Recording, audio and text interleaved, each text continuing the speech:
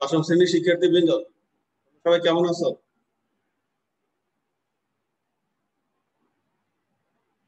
ঝালকাঠি সরকারি উচ্চ বিদ্যালয়ের কর্তৃক আয়োজিত অনলাইন ক্লাসে তোমাদের স্বাগত। আমি প্রসন্ন মিশ্র, সহকারী শিক্ষক বাংলা। আমরা আজকে তোমাদের বাংলা প্রথম পত্রের কবিতাংশের নিয়ে আলোচনা করব। কবিতাংশে আমরা আজকে বাংলা সাহিত্যের এমন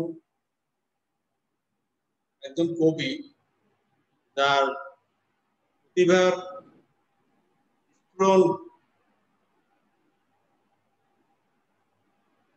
এতটাই প্রভাব প্রতিপত্তি ছিল তার বাংলা সাহিত্যে তথা ইংরেজি সাহিত্যে, এবং এই দুই সাহিত্যেরই ইকবাল বলা যেতে পারে। প্রথমে উনি ইংরেজি সাহিত্য, পরে বাংলা সাহিত্য নিয়ে লেখালেখি করেন, এবং যে সময় উনি বাংলা সাহিত্যের জন্য সময় সাহিত্য আমাদের উপহার দিয়ে গেছেন, যেটা মূল্যায়ন বা অল্প কথায় তার মূল্যায়ন করা যায় না বা মাত্রা থেকে মূল্যায়ন করা যায় না। তো প্রথিতযশা এই কবি বা সাহিত্যিক, বিখ্যাত নাট্যকার এবং পাশ্চাত্য সাহিত্যের প্রচলন এবং পাশ্চাত্য সাহিত্যের প্রভাব এবং রেনেসাঁ উত্তরণ ঘটিয়েছিলেন তিনি কবি মাইকেল মধুসূদন দত্ত। মাইকেল মধুসূদন দত্তের একটি কবিতা তোমাদের পাঠ্য আছে। এই কবিতাটির নাম হচ্ছে কপোতাক্ষ নদ।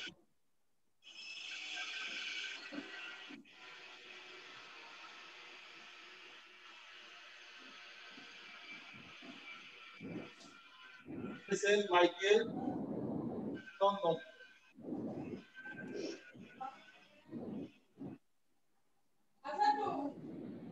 কবি মাইকেল মধুসূদন দত্ত যশোরের সাগরদাড়ি গ্রামে কপোতাক্ষ নদের তীরে তার বাড়ি। কবির কবিতা কপোতাক্ষ নদ আলোচনা।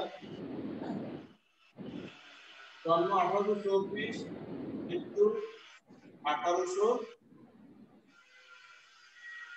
কত সালে?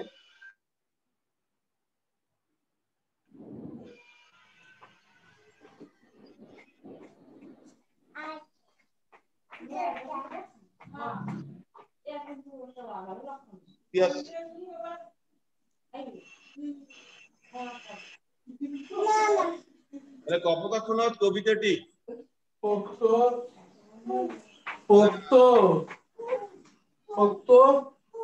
কপোতাক্ষ নদ কবিতাটি দেশপ্রেমের আবরণে স্মৃতিকাতরতামূলক কবিতা। আমাদের পাঠ্য এই কবিতাটি এরকম দেশপ্রেমের আবরণে আমাদের আরো কবিতা আছে। সেই কবিতাটি নাম বলতে পারবে? শিরোনাম থেকে নাম বলতে পারবে তোমরা? আমি বলে দিচ্ছি, এটি হচ্ছে আমি কোনো আগন্তুক। এই কবিতাটি আমি কোনো আগন্তুক এই কবিতাটি আহসান হাবীবের। কবি আহসান হাবীবের আমি কোনো দেশপ্রেমিক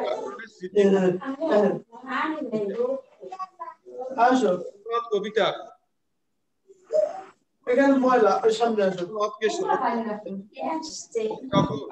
ফ্রান্সের ভার্সাই নগরীতে অবস্থান করছিলেন,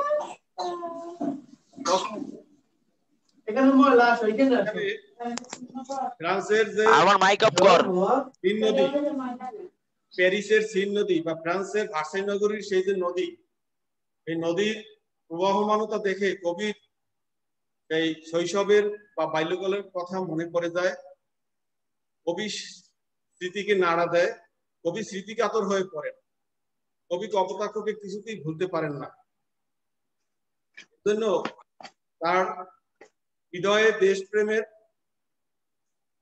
উন্মেষ ঘটে, স্মৃতি কাতরতা তাকে তাড়িত করে, এবং সেই কপোতাক্ষ নদকে কবি যেহেতু ভুলতে পারছেন না, তাকে বিভিন্ন দিক থেকে বিভিন্ন উপমায় কবিতার মাধ্যমে কপোতাক্ষকে আমাদের সামনে উপস্থাপন করেছেন বা তুলে ধরেছেন। আমরা কবিতাটির একটু পাঠ বিশ্লেষণে যাব। তোমরা বই নিয়ে কবিতাটি একটু বের করো। পৃষ্ঠা নাম্বার 198।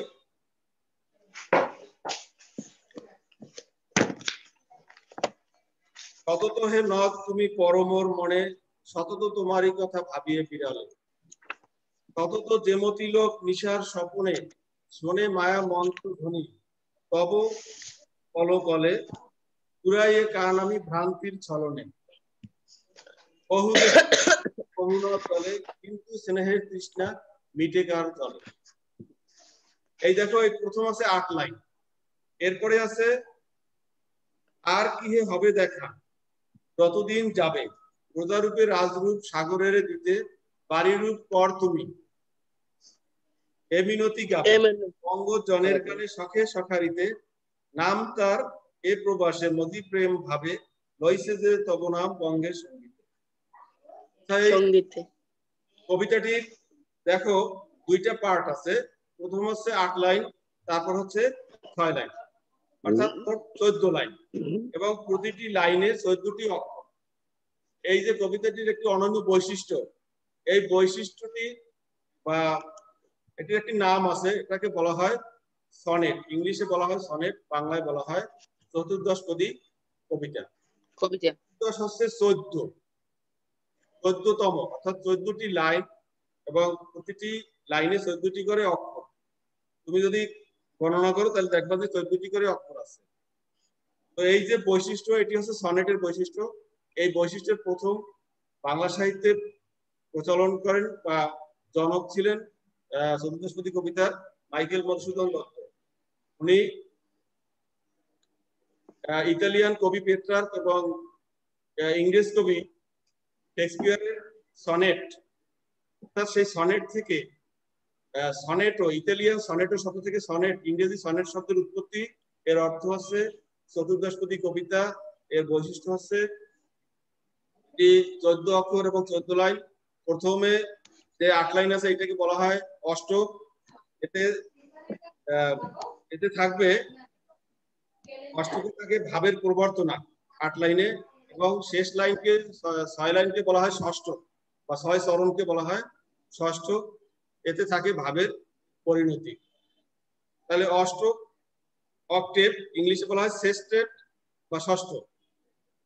এই যে বৈশিষ্ট্য, এটা বাংলা সাহিত্যে প্রথম প্রচলন করেছেন মাইকেল মধুসূদন দত্ত। কবিতার পাঠ বিশ্লেষণ, আমরা পাঠ বিশ্লেষণে যাব। তো বিশ্লেষণে গেলে আমরা যে পূর্বে যে তোমাদের সাথে আমরা এর আগে আমরা যে আলোচনা করেছিলাম, সেখানে উল্লেখ করেছি যে কপোতাক্ষ নদ কবিতাটি কবির দেশপ্রেমের আবরণে স্মৃতি কাতরতামূলক একটি কবিতা। কবিতার বৈশিষ্ট্য, অর্থাৎ কবিতা যে বাংলা সাহিত্যের সবচেয়ে প্রাচীন সাহিত্য যে ধারা আছে, সেখানে কবিতা আছে প্রথমে, অর্থাৎ কবিতার মাধ্যমে প্রথমে সাহিত্যিকরা বাংলা সাহিত্য বা সাহিত্যের নিদর্শন হিসেবে চর্যাপদকে আমরা জানি যে চর্যাপদ হচ্ছে প্রাচীন বাংলা সাহিত্যের নিদর্শন, প্রাচীন যুগের। সেটি ছিল কবিতা আকারে লিখিত। এই কবিতা যেহেতু বাংলা সাহিত্যের প্রাচীন নিদর্শন হিসেবে বৈশিষ্ট্য বহন করে আসছে, সেই হিসেবে কবিতার মাধ্যমেই মানুষের তৎকালীন সমাজ জীবন বা মানুষের যে পরিচয়, এটি তারা তুলে ধরতে পেরেছে। এরপরে ক্রমশ নাটক, গদ্য সাহিত্য আধুনিক যুগে, কবিতাই ছিল প্রাচীন ও মধ্যযুগের সাহিত্য লেখার একমাত্র ধারা। তারপরে আসছে আধুনিক যুগে আসছে গল্প, উপন্যাস, ছোট গল্প, তারপরে তোমার প্রবন্ধ, এগুলো ধারাবাহিকভাবে। তোমাদের যেমন সাহিত্যের রূপনীতি একটা প্রবন্ধ আছে, সেখানে এটার আলোচনা আছে। এটা তোমরা ক্লাস 10ম শ্রেণীতে তোমাদের সিলেবাসে আছে। আমরা কপোতাক্ষ পাঠ বিশ্লেষণে দেখতে পাই কবির স্মৃতিকাতরতার আবরণে তার অদ্ভুত দেশপ্রেম প্রকাশিত হয়েছে এই কপোতাক্ষ নদ কবিতায়। কপোতাক্ষ নদটি ভৌগোলিক অবস্থানের থেকে এটি যশোর জেলায়। তখনকার সময় ব্রিটিশ তখন ছিল যশোহর থেকে যশোর। সেই যশোর জেলার সাগরদাড়ি গ্রাম, সেই সাগরদাড়ি গ্রামে সেই কপোতাক্ষ নদ তার গ্রামের পাশ দিয়ে বয়ে গেছে। কবি শৈশবে সেই কপোতাক্ষ নদে সাঁতার কাটতেন, কপোতাক্ষ নদের পানি পান করতেন, সেই পানিটা তৃষ্ণা মেটাতো। সেখানে কবি বন্ধুদের নিয়ে এই কপোতাক্ষের নদীতে সাঁতার কেটেছেন, কপোতাক্ষের জলে খেলা করেছেন। তো এই যে শৈশবের তার যে তোমার দাপুটে বলা যায় যে শৈশবে সেই সময়কার তার যে প্রতিভা, সেখান থেকেই তার কবিতা, বন্ধুদের সাথে কবিতা প্রতিযোগিতা, কবিতা লেখার এবং অভিনয় করার এই সব তার শৈশব থেকেই তার প্রতিভার পরিচয় পাওয়া যায়। তোমরা যদি ছোটদের মধুসূদন পড়ো, তো সেখানে জানতে পারবে যে মধুকবি, এই যে মধুকবি আখ্যা দেওয়া হয়েছে তাকে, সে ছিল যথেষ্ট প্রতিভা সম্পন্ন। সে বন্ধুদের সাথে খেলা করতো এবং যখন তখন কিন্তু মুখে মুখে কবিতা রচনা করে বলতে পারতেন এবং অভিনয় করেও দেখাতে পারতেন। তো যেহেতু সে এবং তার পড়াশোনার সময় তার এই পাশ্চাত্য সাহিত্য বলতে আমরা বুঝি যে ইংরেজি সাহিত্যে তখন তোমার উইলিয়াম শেক্সপিয়র, তারপরে মিল্টন, বায়রন প্রমুখ, ওয়ার্ডসওয়ার্থ যে কবিতা, এদের সাহিত্য, রোমারোলা ছিলেন, এদের সাহিত্যগুলো আমরা ইংরেজিতে পড়াশোনা করতেন এবং এইটি তাকে বেশি আকর্ষণ করে। ইংরেজি সাহিত্যের প্রতি তার আকর্ষণ, এই আকর্ষণের পর উনি ইংরেজি সাহিত্যে ঝুঁকে যান এবং তার প্রতিভার পরিচয় দিতে থাকেন। উনি ইংরেজিতে কবিতা লিখেন, ইংরেজিতে সাহিত্য রচনা করেন এবং তাকে এক পর্যায়ে এক ইংরেজ খ্রিস্টান একজন মহিলাকে বিবাহ করেন। এই সময় উনি খ্রিস্ট ধর্ম গ্রহণ করে ওনার নামের পূর্বে করেন। ওনার নামের পূর্বে এটি 1842 খ্রিস্টাব্দে উনি খ্রিস্ট ধর্মে দীক্ষিত হন। এরপরে ওনার নামের পূর্বে মাইকেল নাম যোগ হয়। তার আগে মধুসূদন দত্ত, এখন ওনার নাম হচ্ছে মধুসূদন দত্ত। ইংরেজি ভাষার প্রতি তার তীব্র আবেগ, ভালোবাসা, সবকিছুই তাকে বাংলা সাহিত্য রচনা থেকে কিছুটা সময় দূরে রেখেছিল। বুঝতে পারলেন যে না, ইংরেজি সাহিত্য রচনা করে তিনি বেশি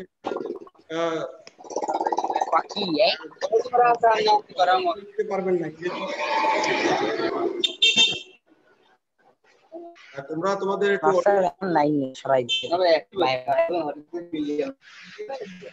তো আমরা পরে উনি যখন বুঝতে পারেন তখন তার সময়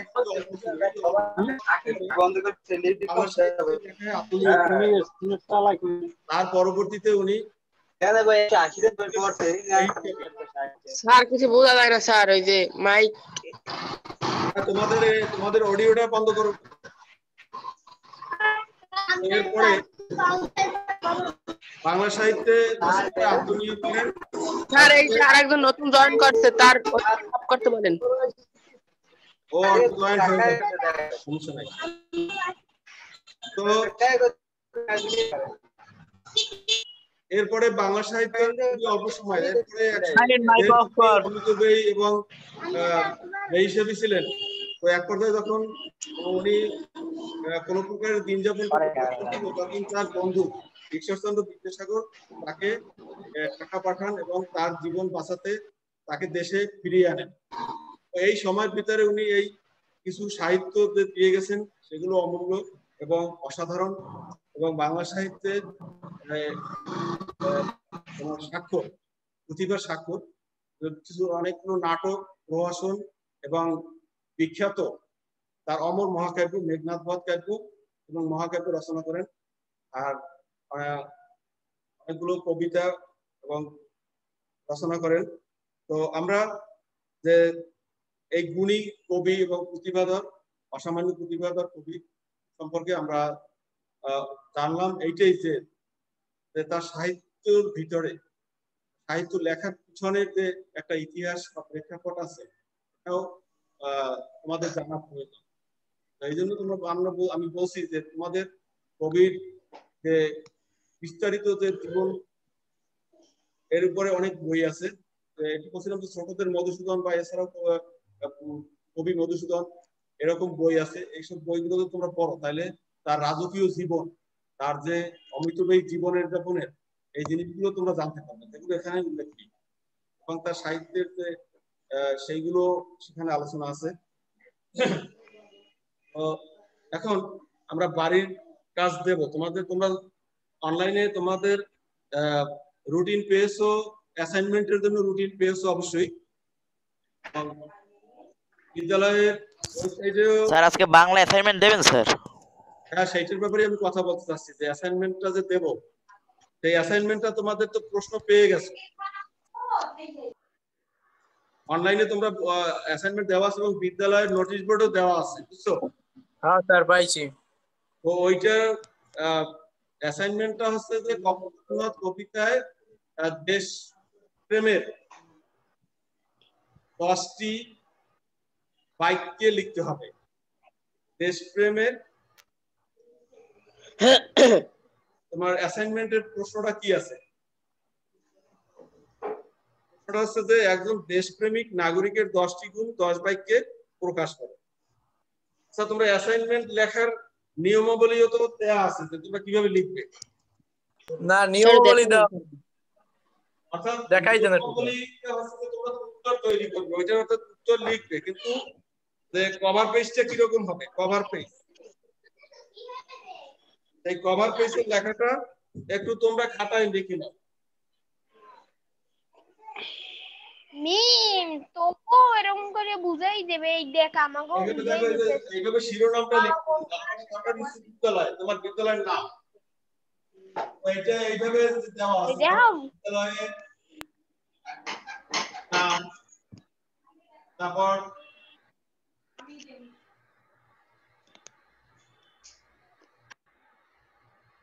অ্যাসাইনমেন্টের বিষয় বা শিরোনাম,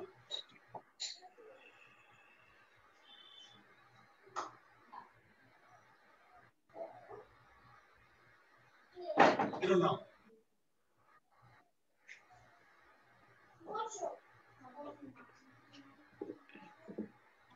অর্থাৎ তুমি এই যে অ্যাসাইনমেন্টটা তোমার থাকবে, এটা সেকেন্ড পেজে অ্যাসাইনমেন্টের যে প্রশ্নটা থাকবে প্রতিটা বিষয়ে, এইটা তোমার সেকেন্ড পেজে উল্লেখ করবে। আর শিরোনাম যে আছে এটা তোমার স্যার অ্যাসাইনমেন্টের শিরোনামটা শেষে, তারপরে তোমার নাম লিখবে, নাম। স্যার এক এক অ্যাসাইনমেন্ট আলাদা আলাদা খাতা দেব না? বিষয় আলাদা, কিন্তু পরে যে তোমার পৃষ্ঠাটা থাকবে ওইটা কিন্তু একই, পরের কভার পেজের লেখা একই। কিন্তু ইংলিশে না স্যার তা বলি না, প্রত্যেক সাবজেক্টের জন্য আলাদা আলাদা খাতা না? হ্যাঁ, খাতা আলাদা দেব, প্রত্যেক সাবজেক্ট প্রতি সপ্তাহেরটা আলাদা হবে। এই যে আমি যেটা দিচ্ছি এটার আলাদা, বুঝতে পারছো?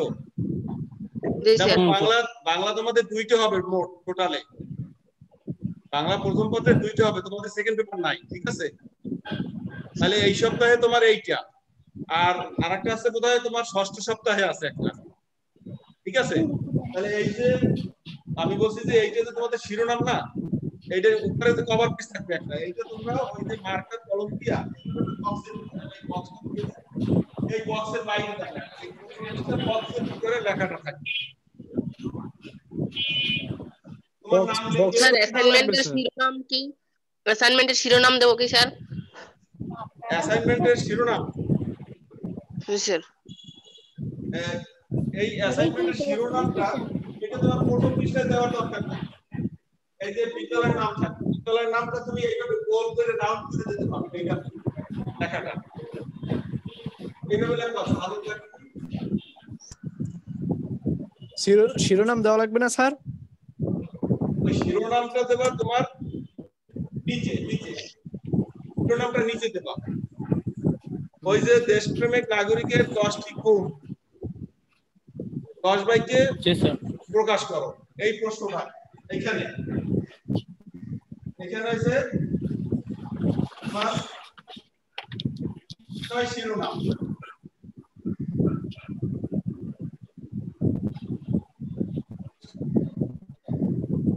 আমরা এখানে এটাই দিয়ে দিই, এখানে যেভাবে আছে বিষয় শিরোনাম। বিষয় শিরোনাম হচ্ছে অ্যাসাইনমেন্টের শিরোনাম বা নির্ধারিত কাজ। বাংলায় দিয়ে দিই, বাংলায় দিয়ে দিই নির্ধারিত কাজ, এটা থাকে। তারপরে বিষয়, শিক্ষার্থীর নাম আগে না বিষয় আগে দেখি। স্যার নির্ধারিত কাজ ওই যেটা কাজটা করবো ওইটা তো? হ্যাঁ, ওই যেটা কাজ যেটা করবো ওইটাই আর কি নির্ধারিত কাজ, ওইটা যেটা শিরোনাম যেটা ওইটাই। জি স্যার। স্যার শিরোনাম হইবে কি ধরেন? না, এটা আমরা নির্ধারিত কাজটা হচ্ছে টোটাল কাজটা, নির্ধারিত কাজটা নির্ধারিত কাজটা হচ্ছে অ্যাসাইনমেন্টের শিরোনাম।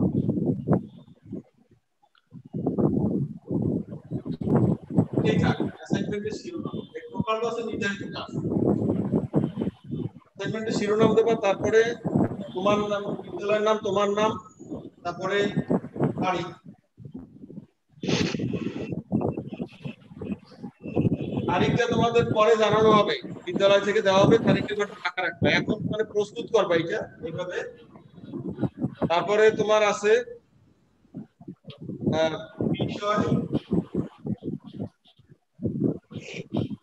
শ্রেণী, শাখা, গোল, শিফট।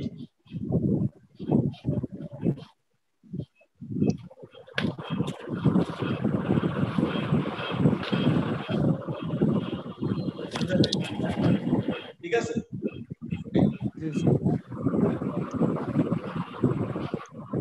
আর কিছু বোঝার আছে? স্যার ওই 10টা বাক্য যে স্যার, একটা বাক্য লিখ করে সামনে কি স্যার এটার ব্যাখ্যা মানেই 10টা বাক্য স্যার? 10টা একটা বাক্য তুমি একটা বাক্য তুমি 6 লাইনে লিখতে পারো, 2 লাইন 3 লাইন এভাবে হতে পারে, বা 1 লাইনও হতে পারে। বুঝতে পারছো? আর কি স্যার 1 নাম্বার 2 নাম্বার দিয়ে লিখতে যাবো, ওটা একটু স্যার সামনে যে যতটুকু পারি ততটুকু। হ্যাঁ হ্যাঁ, ওইভাবে পয়েন্ট করে করে লিখবা। 1 2 ওইভাবে পয়েন্ট দিয়ে দিয়ে নাম্বার তো অবশ্যই উল্লেখ করবে, না 10টা বাক্য নাম্বার দিলে তোমার সুবিধা হয়। অথবা আলাদা আলাদা করে লেখা, মানে ফাঁকা ফাঁকা করে লেখবা লাইন, হয়তো 2 পৃষ্ঠার মধ্যে তোমার লেখা ইজি। ঠিক আছে? মানে লাইন ব্যাখ্যা করে লিখতে গেলে হয়তো 2-3 লাইন লাগতে পারে, কথা লিখতে গেলে 2-3 লাইন লাগতে পারে। না স্যার, ওই যে প্রশ্নটা উঠাইয়ে স্যার ব্যাখ্যা নিচে 10টি লাইন ব্যাখ্যা করা হলো, তারপর ক খ গ বা 1 2 3 4 10 স্টেপ দিলে হইবে না? হ্যাঁ সেটা ঠিক আছে। তুমি সেকেন্ড পেজে এখানে ধরো আমাদের যে প্রশ্নটা দেওয়া আছে 1 লাইনে, ঠিক আছে? প্রশ্নটা তোমার 1 লাইনে দেওয়া আছে না? জি স্যার। এটা মনে করো যে আমরা যখন আবার পরবর্তী তোমার অন্য বিষয়ে যখন তুমি অ্যাসাইনমেন্ট পাবা, সেখানে তোমার প্রশ্ন থাকবে, সেই প্রশ্নটা তুমি দ্বিতীয় পেজে প্রশ্নটা তুলবা। বুঝতে পারছো? জি স্যার। প্রথম পেজে তো তোমার এই শিরোনামটা থাকবে, এইটা কিন্তু সব বিষয় থাকবে, ধর্ম, বাংলাদেশ বিষয় পরিচয়, বিজ্ঞান, সবগুলো এইরকম একই থাকবে, ইংলিশ। বুঝতে পারছো? কিন্তু সেকেন্ড পেজে প্রশ্নটা তুলবা, দ্বিতীয় পেজে এই পেজে পৃষ্ঠা কভার করতে হবে। এই এটা তো কভার দ্বিতীয় পৃষ্ঠায় তোমার নির্ধারিত কাজ অ্যাসাইনমেন্টের প্রশ্ন দ্বিতীয় পৃষ্ঠায়। তো ঠিক আছে, তোমরা ভালো থাকো, আর বিদ্যালয় থেকে তোমরা ডেটটা জেনে নেবে। ঠিক আছে বুঝছো?